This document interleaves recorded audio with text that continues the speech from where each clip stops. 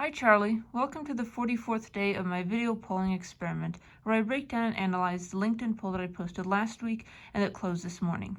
Now, today's poll is one that I've wanted to ask for a very long time, but I only decided to ask it last week because of a conversation I had with a few of my classmates, one of whom actually wants to purchase a house with her fiance in an economy where the 30-year fixed rate mortgage interest rate is about 7%, which is not very favorable to first-time homebuyers. But anyway, that conversation encouraged me to ask the following poll question.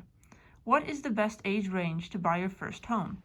There were 4 answer choices: 20s, 30s, 40s, and I don't want to buy a home. Now, the reason I included this 4th option is because I am one of those very rare, very strange Americans, at least from what I've heard, that isn't particularly interested in buying a house for myself. It's not necessarily that I want to be paying rent for the rest of my life, but because owning a house is quite expensive. It's not just the mortgage payment, it's also the home insurance payment, which is generally more expensive than rental insurance. It's all the renovations that you have to do. And yes, while renovations are supposed to increase the overall value of your home by more than what the renovation cost, it still costs money out of your pocket to do them. And if you're not immediately selling the house after the renovation, if it's not a kind of home flipping situation, who knows when that investment is going to be paying off.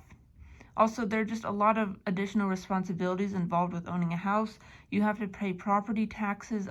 One of my professors at college said that the property taxes caught her and her husband completely by surprise. She didn't realize how much they would be until she was stuck footing the bill a few months later.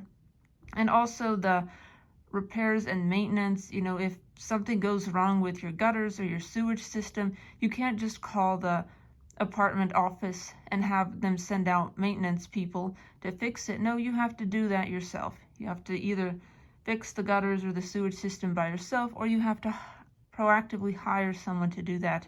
And who knows how good quality those repair workers will do. So anyway, on to the results of this poll. It got 118 votes, which is well above my average of 80 to 85 votes per poll, and I wasn't particularly surprised by this because home ownership is kind of an elusive dream for a lot of Americans right now. Everyone has that kind of dream, maybe it's better to call it a fantasy, of living in that house with a white picket fence and 2.5 kids, or so I've heard. So I'm not surprised that a lot of my LinkedIn connections were interested in sharing their opinion on the matter. Anyway, 34% of these voters said that your 20s are your best age range to buy a first home. 53% said that your 30s are the best age range to buy your first home. 8% said that your 40s are the best age range to buy your first home.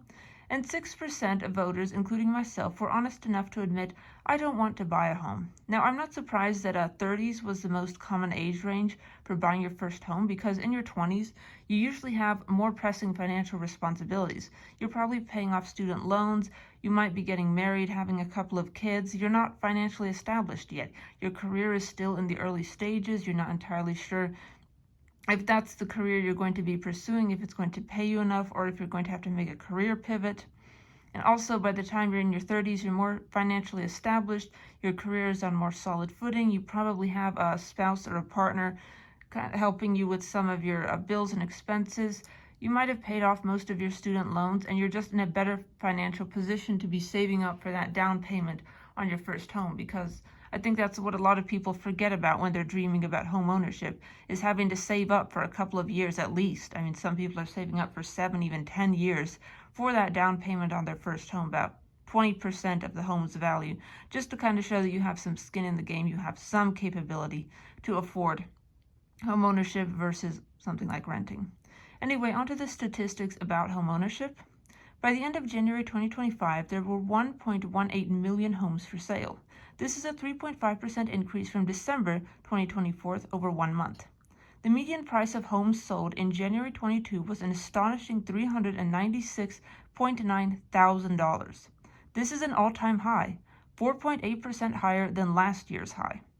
The median age of first-time homebuyers climbed from 35 to 38 in 2024 alone. The median age of all U.S. homebuyers rose to 56. Now, if this seems to be a pretty old age for purchasing your first home or just purchasing a home in general, keep in mind this. In 1981, the median age of home buyers was only 31 years old. That is so young. That means that basically half of home buyers were under 30 years old. That's absolutely astonishing. In this economy, with that 7% almost interest rate on fixed rate mortgages, not really a surprise that 20-somethings are avoiding home ownerships for now. It's just not affordable for most people. Also, by 2011, the median home buyer was 44 years old. Now, that is a 13-year age jump in just 30 years, which kind of goes to show that either young people are focusing on other financial goals during their early career building years, or that homes are becoming increasingly unaffordable for the average American. So anyway, Charlie, I hope you enjoyed my little spiel about homeownership.